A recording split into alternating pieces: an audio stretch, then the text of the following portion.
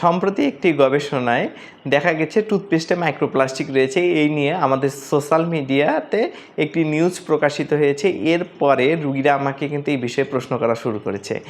মাইক্রোপ্লাস্টিকের বিষয়টি তো অবশ্যই গুরুত্বপূর্ণ, কিন্তু এই সম্বন্ধে আরও গবেষণার প্রয়োজন রয়েছে। তারপরে গিয়ে আমরা একটি কথা বলতে পারবো। আমি প্রতিদিন নিয়মিতভাবে চেম্বারে যে সকল রোগী দেখি তাদের মুখে আমি যেসব জিনিস দেখি এগুলো কিন্তু মাইক্রোপ্লাস্টিকের চেয়েও ভয়াবহ। সেটি হচ্ছে তারা নিয়মিত 2 বেলা 2 মিনিট সময় ধরে ব্রাশ করেন না, ধূমপান করেন, পান সুপারি জর্দা খান, মিষ্টি জাতীয় খাবার খান এবং দাঁত যখন সমস্যা শুরু হয় তখন ডেন্টিস্টের কাছে আসেন না, যখন এটি বড় হয়ে যায় তখন ডেন্টিস্টের কাছে আসেন।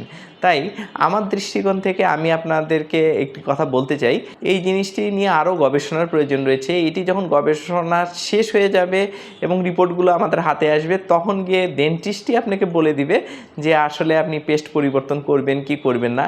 তার আগেও আপনাকে যেটি করতে হবে, দিনে 2 বেলা 2 মিনিট সময় ধরে ব্রাশ করতে হবে, মিষ্টি জাতীয় খাবার এড়িয়ে চলতে হবে, ধূমপান ত্যাগ করতে হবে, পান সুপারি জর্দা খাবার পরিহার করতে হবে, বছরে একবার মুখ এবং দন্তরোগ বিশেষজ্ঞের কাছে গিয়ে আপনার মুখের স্বাস্থ্যটি পরীক্ষা করিয়ে নিতে হবে।